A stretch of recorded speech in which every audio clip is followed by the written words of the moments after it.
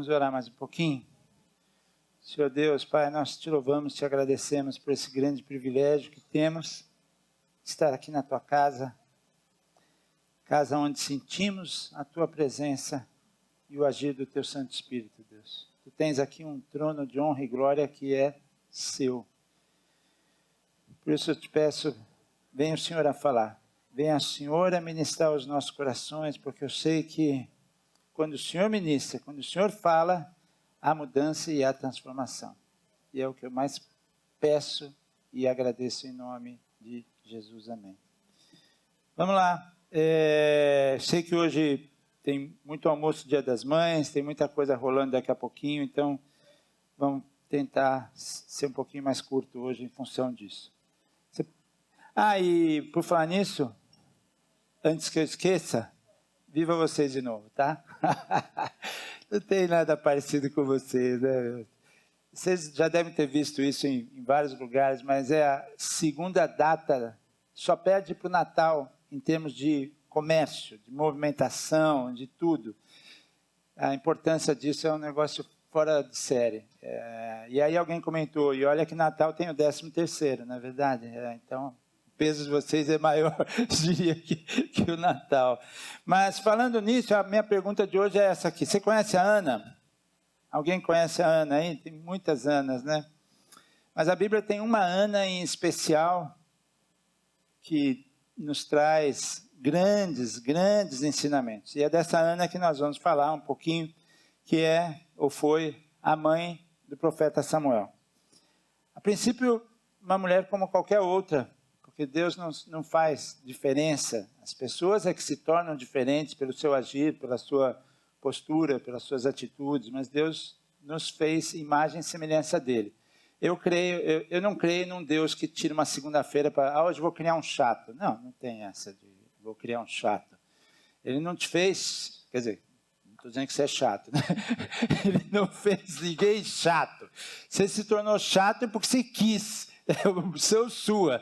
Deus não fez ninguém chato. Eu creio num Deus que fez, né, seus filhos como imagem e semelhança dele. Então, mas Ana era uma mulher temente, uma mulher que buscava a Deus em oração como poucas, e num momento em que a gente vai ver, num momento hostil, um momento difícil, e sem dúvida nenhuma que através da vida dela a gente tem grandes ensinamentos para que você e eu, e você principalmente mãe, que está aqui hoje, tenha uma vida feliz e muito abençoada. O texto base é um texto relativamente longo, eu ainda dei uma encurtada em alguns pedaços, trouxe as partes que a gente vai estar mais aplicando no dia de hoje, mas vamos lá. 1 Samuel 1 começa assim. Havia um homem chamado Eucana, que vivia em Ramá, na região de Zuf. Eucana tinha 2 esposas. A primeira se chamava Ana e a segunda Penina. Penina tinha filhos, Ana, porém, não os tinha. E você acha que você tem uma barra em casa. Olha essa. Tinha uma concorrente dentro de casa. Porque na época a poligamia era permitida. Não foi desejo de Deus nunca. Mas em algum momento os homens deram um jeitinho de encaixar poligamia lá atrás. Culturalmente falando, era possível. Então, além dessa dificuldade que eu imagino que era, mesmo sendo permitido, quer dizer, você dividir seu marido com mais alguém, e no caso da Ana era um pouco mais complicada, porque ela tinha um verdadeiro estigma, porque culturalmente falando, uma mulher que não tinha filhos nessa época, era tratada como algo que estava debaixo da ira de Deus. Imagina isso. Alguém que Deus não favoreceu. Essa era a vida da Ana. E concorrendo com alguém que tinha filhos, né? E não era um filho, o texto diz que tinha filhos. E aí vai, todos os anos Eucana subia de sua cidade até Siló para adorar o Senhor dos Exércitos e oferecer sacrifícios a ele. A Bíblia não relata exatamente quanto tempo foi isso, mas se você imagina que a concorrente tinha filhos, e a Bíblia nessa época era fácil ter 3, 4, 5 filhos, então essa dificuldade de Ana foi por alguns anos. Foi 1, 2 ou 3, não, há alguns longos anos, né?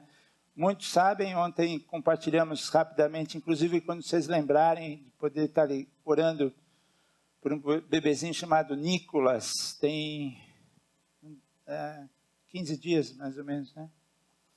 Eu e Lídia visitamos ele ontem no hospital, nasceu com um probleminha de malformação, não tinha o cano que liga o esôfago ao estômago, e ao nascer já precisou de uma cirurgia, e em função disso, uma outra válvula do pulmão, que normalmente quando a criança sai do útero e nasce, essa válvula, naturalmente, ela se rompe para ele começar a respirar.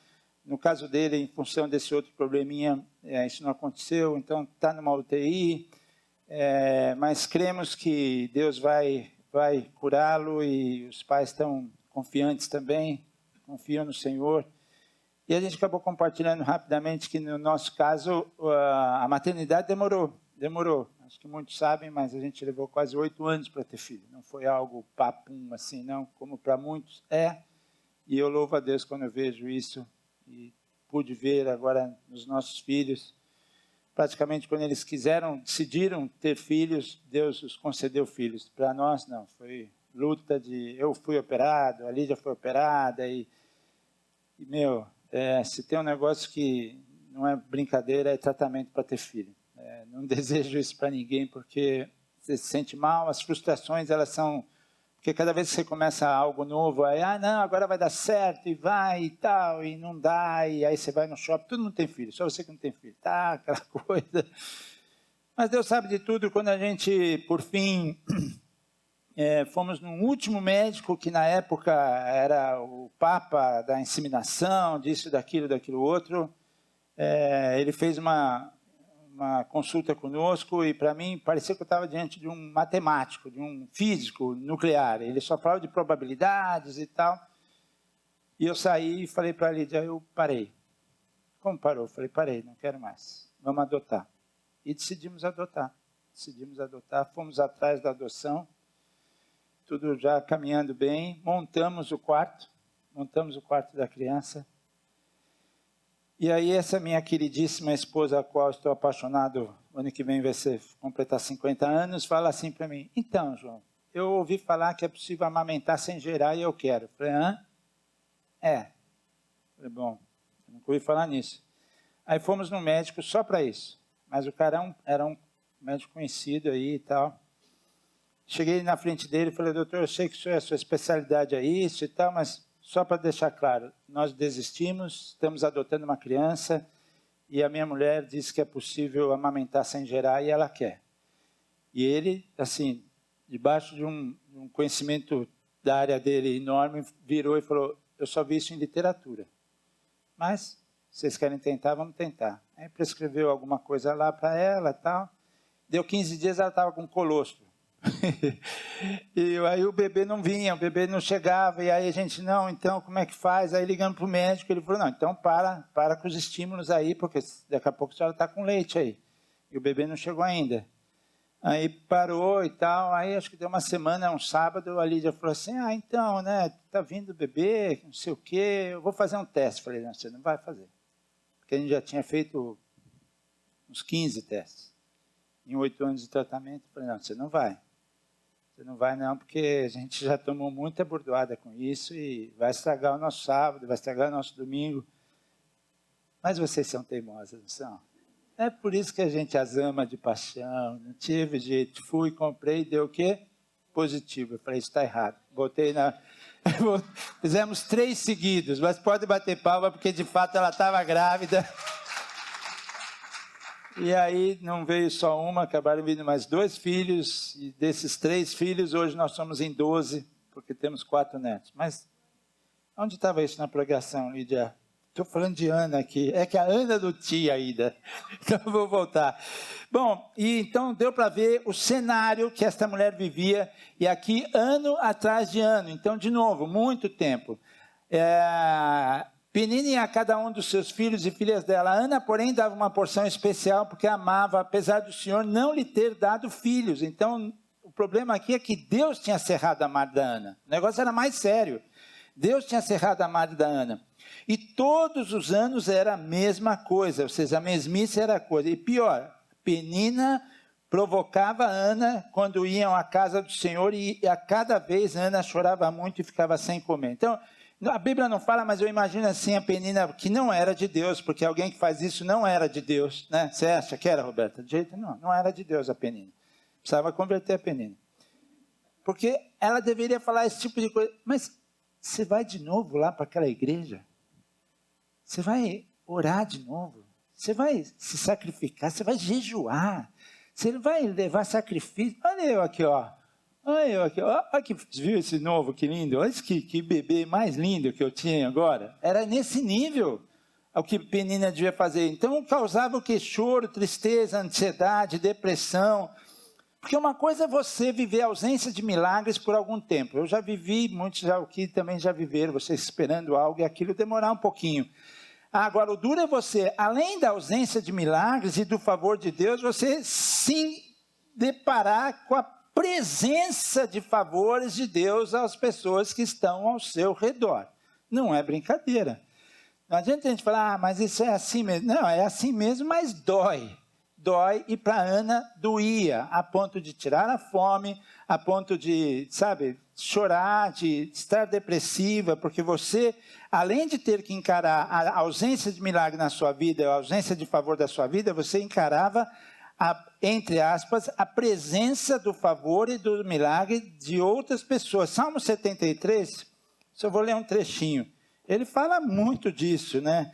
Quando diz, quanto a mim, os meus pés quase tropeçaram, por pouco não escorreguei, pois tive inveja dos arrogantes, quando o quê? Quando vi a prosperidade desses caras. Eles não passam por sofrimento, o corpo deles é lindo, parece o Rafael Reis, pelo amor de Deus, como pode isso? E fortes, são livres de fardos, e todos não são atingidos por doença. Por isso, o orgulho lhes serve de colar, e eles se vestem de violência, de seu íntimo brota a maldade, eles zombam. É duro, não é simples. E para Ana, não era simples também, mas ela não desistia. Ela seguia em oração. O texto continua.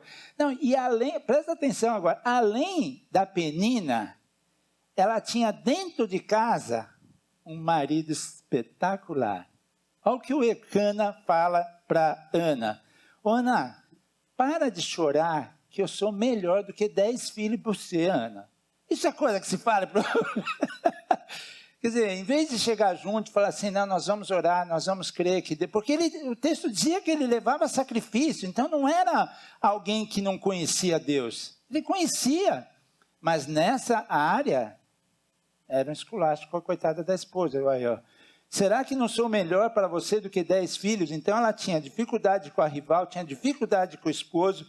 Mas aí o que acontece? Certa vez, depois de comer e beber em Siló, Ana se levantou, o sacerdote ali estava sentado ao lado da entrada do templo do Senhor, e Ana estava muito angustiada e chorava sem parar enquanto orava ao Senhor. Aqui ela muda. Porque até então ela estava chorando no colo do Elcana. Eu e você temos momentos que a gente deve e pode chorar. Mas você tem que escolher o colo certo para chorar. E aqui ela foi para o colo de Deus para chorar.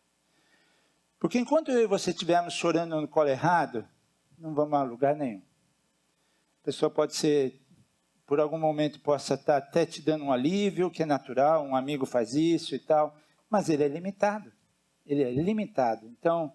No momento de necessidade, o teu colo para chorar tem que ser o colo de Deus, porque é Ele que vai mudar a tua história e vai mudar a minha história. E ela faz isso, enquanto orava ao Senhor. Então fez o seguinte voto, antes de ter um filho, ela entrega esse filho a Deus também. Então ela é uma guinada na vida dela. Ela passou anos chorando, reclamando, sem fome, sem isso, sem aquilo, um caos em casa. Tanto que o próprio marido fala, eu sou melhor que 10 filhos para você, para com isso, Ana, não aguento mais esse choro, não aguento mais essa reclamação, essa murmuração. Aí ela tem uma coisa, falou, quer saber? É agora que eu mudo. Fui chorar no colo do pai, entrego o meu filho, que eu ainda não tenho, mas se eu tiver, eu estou entregando a Deus. E ainda assim, toma uma, meu Deus. Eu fico pensando, está gravando, né? Esse negócio de gravar culto, eu vou falar. Mas por muito menos. Teve gente que foi embora da igreja. Fico pensando se fosse eu. Porque o Eli ali era líder espiritual da época, ou seja, muito mais até do que pastor. Mas se eu desse uma mancada como ele deu ali, nossa, mas iam fazer uma campanha para me tirar certo, certeira. Porque olha o que ele fala para ela, ela está orando, ele não só julga errado, como ele declara em alta voz. Até quando vai se embriagar? Porque ele achou que ela estava bêbada no templo, porque ela só balbuciava e ele não ouvia a palavra. Pensa nisso. Você com uma dor tremenda de não ser atendida por Deus, de desejar algo com todas as suas forças, e buscando a Deus ano atrás de ano, orando a Deus ano atrás de ano, encarando afronta, encarando perseguição de esposo, de todo mundo, encarando uma depressão profunda, por só chorava, e daqui a pouco você se depara com o líder, teu líder espiritual te convencendo que você, dizendo que você estava bêbada. Fico pensando, qual seria a minha reação? Pensa você também, qual seria a sua reação se um pastor fizesse um julgamento desse, e não só julgasse na mente, mas declarasse isso para você? Eu posso dizer com boa chance de acerto que muitos de nós levantaríamos e partiríamos. Acha, Rosalina? Também acho. Mas não foi isso que ela fez. Não foi isso que ela fez. Ela, primeiro que nem o respeito, ela perdeu pelo sacerdote. Porque o texto diz, meu Senhor respondeu a Ana. Não bebi vinho, nem outra coisa mais forte. Eu estava derramando meu coração diante do Senhor, pois sou uma mulher profundamente triste. Não pense que sou uma mulher sem caráter. Estava apenas orando por causa de minha grande angústia e aflição. Uau! Que resposta é essa, meu? Diante do praticamente humilhação, porque quando o texto diz que ele falou em alta voz, isso muito provavelmente outras pessoas ouviram. Então não foi algo entre dois, mas algo aberto a quem estava perto para ouvir. Eu acho que nessa atitude de fato da Ana, foi que o milagre dela começou a acontecer, não tenho dúvida disso. Não ter perdido o respeito pelo líder, não ter se exaltado, não ter debandado, não ter decidido daqui eu saio, daqui ninguém me segura.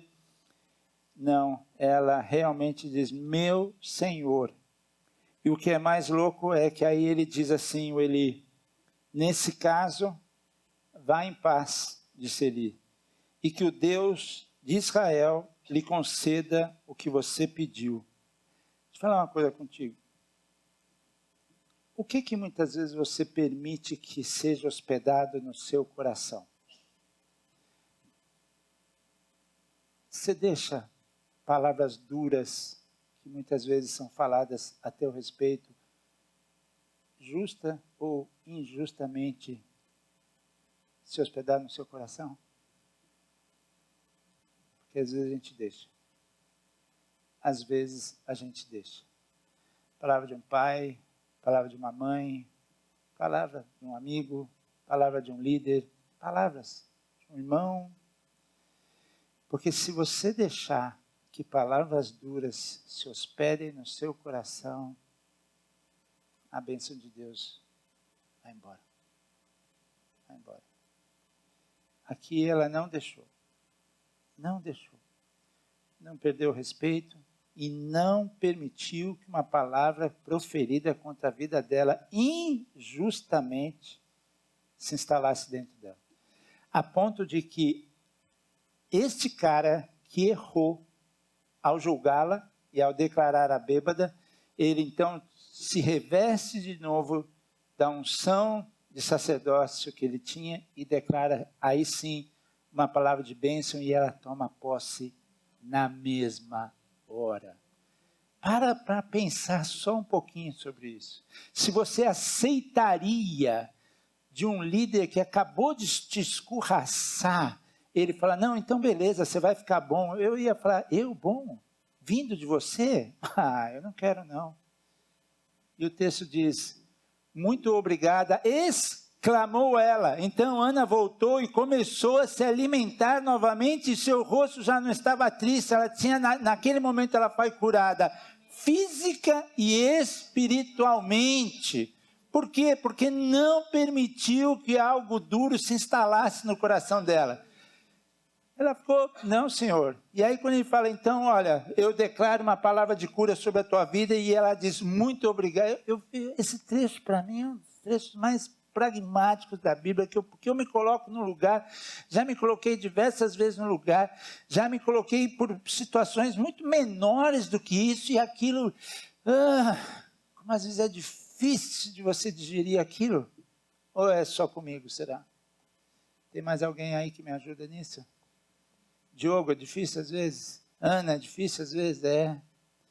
Então hoje a gente está aqui para aprender isso. Você esquece o resto, esquece as coisas gostosas que a gente comeu lá em cima, mas isso, eu e você precisamos aprender. Uma palavra duríssima, de escárnio, de humilhação pública, que o cara que era o líder fala, e ela, não, Senhor, estava aqui orando e tal. Bom, então ser curada. O rosto dela muda. Acredita em algo na hora que veio da parte de Deus. Ela creu na palavra de fé dada pelo profeta. Creu na palavra. Que coisa que é. Voltou a comer, tirou a cara emburrada e triste, foi para casa aliviada. E aí o negócio fica bom, ó. Na manhã seguinte, a família toda se levantou bem cedo e foi adorar o Senhor novamente. Era a prática da casa. Eucana, apesar de ter dado aquela mancada com ela, de dizer que ela não precisava de filho, tinha que parar com aquilo, mas ele era isso, era um adorador também. Depois voltaram para casa em Ramá, Eucana teve relações com a Ana fez o trabalhinho de casa.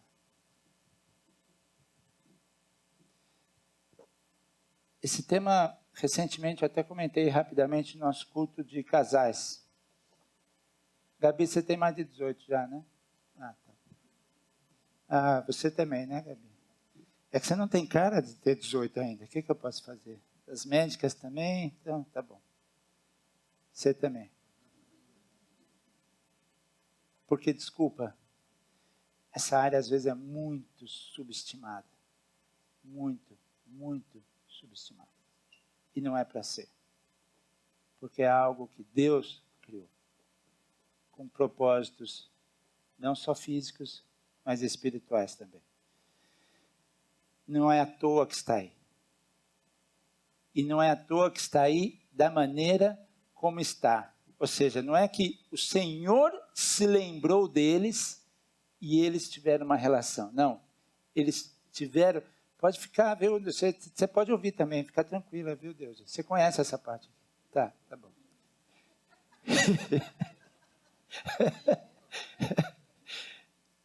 Porque se a Bíblia quisesse dar uma outra entonação, colocaria assim, e o Senhor lembrou de Eucana e Ana, e ambos tiveram uma relação. Não, eles agiram antes. E por agir antes, o Senhor lembrou deles. Tem diversas passagens na Bíblia que deixam isso claro. Uma delas também, que esclarece muito isso, é quando infelizmente Davi trai com Betseba, a gente conhece a história, ela fica grávida, nasce a criança vem com um problema e fica prestes a morrer, e enferma, e Davi começa a jejuar, não come, jejua, não come, até se fecha no quarto, e aí tem a notícia que a criança faleceu. E entra no quarto, os servos com medo de dar notícia, porque se antes o cara não estava comendo, imagina agora que ficou sabendo que o filho morreu. Eles tinham medo de dar essa notícia para Davi. E chegam e comunicam a Davi, Davi, seu filho morreu. Depois você pode ir lá ler. O que ele faz? Levanta, se lava, come e tem uma relação com a mulher. Daí nasce Salomão. Então, não podem, casais, em amor eu falo, não subestimem isso. A importância disso é fundamental para a saúde física, espiritual, emocional, para o relacionamento de vocês. Não, a Bíblia, ela deixa assim, de uma maneira muito... Bom, só para fechar, só existe uma passagem na Bíblia toda, de Gênesis e Apocalipse, que diz assim, você pode parar de orar, viu, João? Está lá em Coríntios, Paulo falando assim, ó, casais, faça o deverzinho de casa. Faça um deverzinho de casa, de vez em quando vai orar, mas volta, para que vocês não se abrasem. É muito claro isso. Então, como não valorizar isso? Fala para mim. Como não valorizar isso?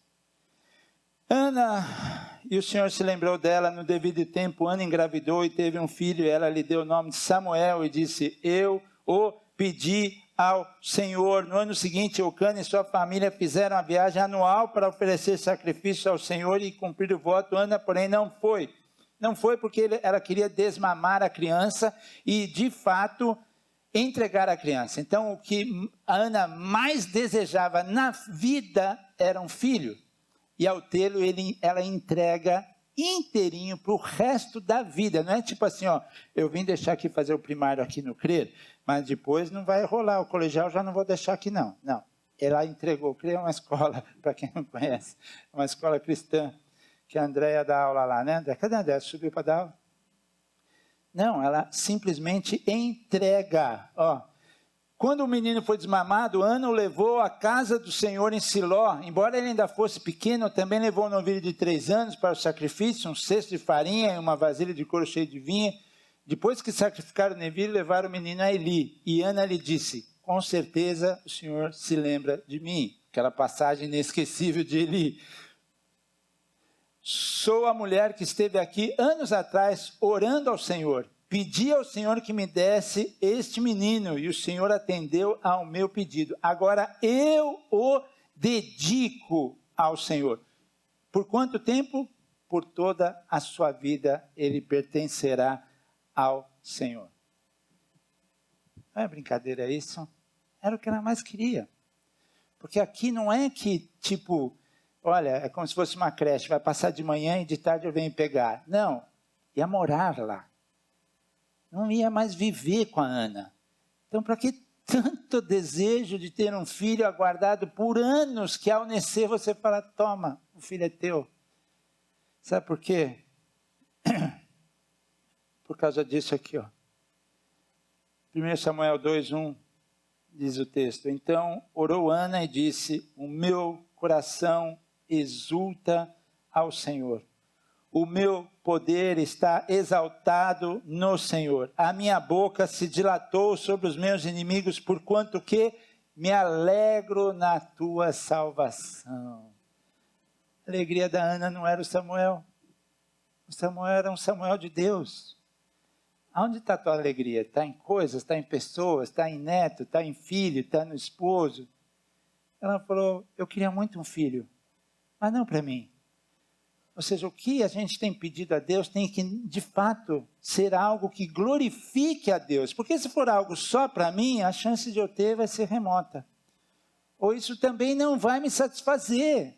Porque, né, vai dar trabalho, muitas vezes não sai exatamente como saiu, as preocupações às vezes são maiores do que as alegrias, que às vezes a gente se depara com isso. Mas se a tua alegria for no Senhor, como era a da Ana, está tudo certo. Entreguei meu filho e estou em paz, porque a minha alegria está em Deus. Que coisa mais... É um outro ensinamento, tem 2 ensinamentos dessa trecho da história da Ana, que para mim são marcantes. É a reação que ela tem com o sacerdote Eli. Não, meu Senhor, não é nada disso. E aí quando ele libera uma palavra, ela toma por fé, ela aceita aquilo, é curada fisicamente, espiritualmente, e aqui ela declara, a minha alegria não está no Samuelzinho. Estou feliz que ele está lá, que vai servir ao Senhor, mas a minha alegria continua em Ti, Senhor. Que coisa mais tremenda. E depois ela ainda acrescenta, no mesmo 1 Samuel capítulo 2, tem algo que ela fala também que para mim é muito bom. O Senhor é o que tira a vida e a dá. Faz descer a sepultura e faz tornar a subir dela. O Senhor empobrece, enriquece, abaixa, exalta, levanta o pobre do pó e desde montura exalta o necessitado para o fazer assentar entre os príncipes, para o fazer herdar o trono de glória, porque do Senhor são os alicerces da terra. Com que facilidade você aceita a soberania de Deus? Já parou para pensar? Hoje estava difícil e é claro que estaria para mim também. Estava difícil para a Roberta aceitar a perda do pai. Porque ainda mais quando é inesperada, né? Porque quando você está cuidando de alguém enfermo e 1 mês, 2, 3, de certa maneira você se prepara para aquilo. Mas você ontem almoça com a pessoa, janta com a pessoa, o cara vai dormir, 4 da manhã morre, não é algo fácil. Então, são situações como essa que a Roberta está enfrentando, que a Ana, por muitos anos na vida dela, enfrentou. Se você lidar bem, saber que tudo é dele, tudo. Que nós estamos aqui para cuidar como mordomo de tudo que ele nos dá. E ele nos dá não é por merecimento, é por graça. Ele escolheu te dar. Primeiro que escolheu fazer com que você nascesse nesse país. Você pode achar ruim dele, mas tem lugares muito piores. Muito piores. Hoje tem pessoas que passam fome. Hoje tem pessoas que têm carência do básico, da água. E a gente tem água quente que se abre uma torneira, e não só potável, mas para se higienizar e tudo mais. Então, tudo isso é soberania de Deus. A hora que ele muda algo, se eu não aceito, é meio que, mas ontem estava tão feliz porque eu fiz um dia de sol, você pôde correr no parque, você andou de bike, deu tudo certo, fechou um bom contrato, maravilha. Hoje, porque mudou um pouquinho, eu sou um péssimo Deus, eu sou um péssimo pai. O Senhor é que tira a vida e a dá. Que coisa. Então, esse entendimento da soberania de Deus torna a tua vida e a minha vida bem mais fácil. Desde que você tenha ciência de que você está fazendo aquilo que Deus espera que você faça. Que nós também temos, porque Ele tem uma vontade para a tua vida. Nós falamos disso domingo passado. Ele tem uma vontade, por isso que a oração do Pai Nosso, a gente tem que declarar, seja feita a tua vontade, não a minha. Então, Ele tem uma vontade, mas a Bíblia também nos diz que a vontade dEle, não a nossa, essa sim é boa, perfeita e agradável. Então, que ela seja feita. Porque muitas vezes eu peço errado, muitas vezes eu queria de outra maneira, muitas vezes não era desse jeito que eu queria que fosse. Esse emprego não era o que eu queria, essa esposa não era como eu queria, esse carro, essa casa, esse salário, essa condição, esse estudo, esse curso, não foi como eu queria. Mas a dele é perfeita. Ana queria um filho. O texto deixa claro isso. Ela pedia um filho. E ao receber, ela entrega esse filho para Deus. E aí o que faz Deus com ela? Um pouco mais à frente. Visitou, pois, o Senhor a Ana, que concebeu e deu à luz 3 filhos e 2 filhas. Esse é o nosso Deus, que faz muito mais além do que você possa pensar ou imaginar. Muito mais. Ele não se restringe ao que você pensa, ao que você pede. Muitas vezes ele vai além, né? Como o caso dela, teve 5 filhos. Eu contei um pouquinho da nossa história de eu e Lídia, que durante anos a gente chegou à conclusão que não teríamos filhos e que teríamos que adotar filhos. E antes disso, quando nós namorávamos, a gente brincava, mas brincava sério, dizendo que o nosso desejo era ter 10 filhos. E hoje praticamente essa matemática de Deus que é louca, né? Porque ela começa num casamento dizendo que 1 mais 1 dá 1, porque os dois vão se unir e serão uma só carne. Mas no decorrer do tempo, esse nosso 1 mais 1 deu 12, e os 10 que a gente queria, ele deu muito mais, porque são todos vocês.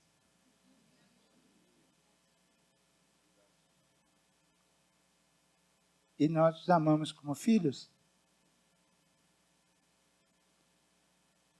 Muito.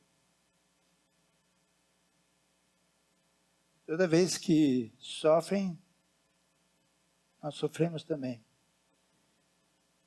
Por isso, sempre também lembre de nos deixar as alegrias também. Para que a gente possa curtir das alegrias de vocês também. Amém? Finalizando.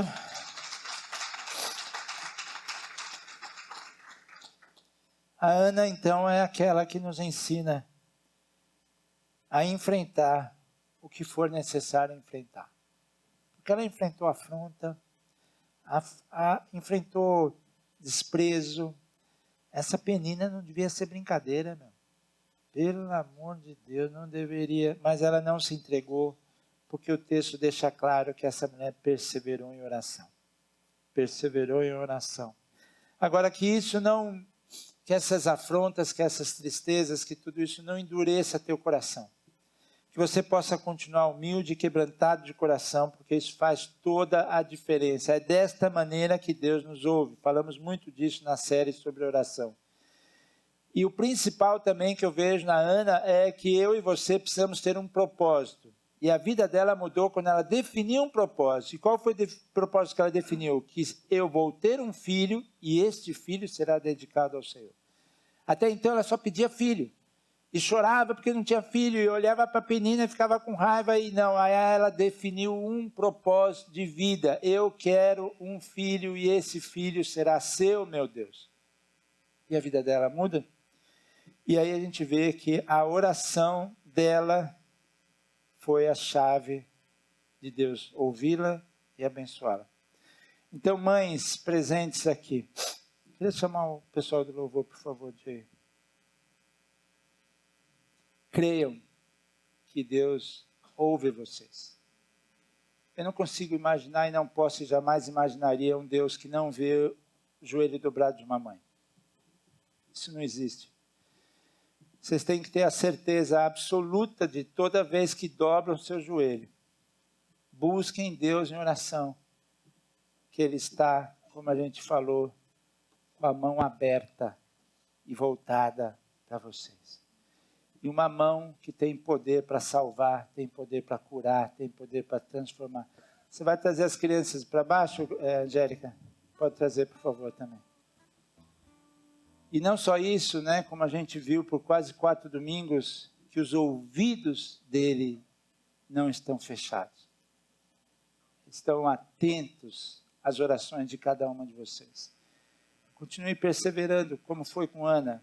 Perseverando em oração, não vendo, porque eu não comentei, mas o tempo que enfrentava, o tempo de juízes, né? 1 Samuel relata o tempo de juízes, é um tempo de pura hostilidade, de muita apostasia, as pessoas se distanciando de Deus, rebeldes com relação a Deus, e ela ali, ó, porque eu não quero julgar o Eucana, mas para mim o Eucana era um religioso, sabe, tinha que oferecer sacrifício, vamos oferecer sacrifício, quando é que é? Então ele cumpria as tabelas religiosas da época, mas a Ana não, ela se prostrava diante de Deus, chorava, orava longamente, tem trecho que diz o quão longo eram as orações da Ana.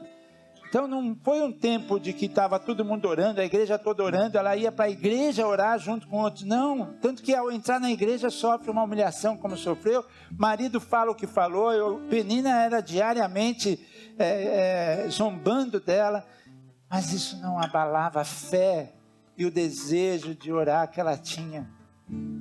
Deus, obrigado, Senhor, obrigado pela tua palavra, obrigado pelas vidas aqui presentes, Senhor, que o Senhor possa ter de fato recebido esses corações dessas mães tão queridas que temos hoje aqui nesta manhã.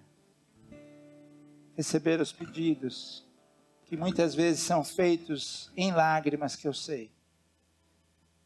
Muitas vezes são feitos em pura tristeza. Mas nós temos um Deus que muda.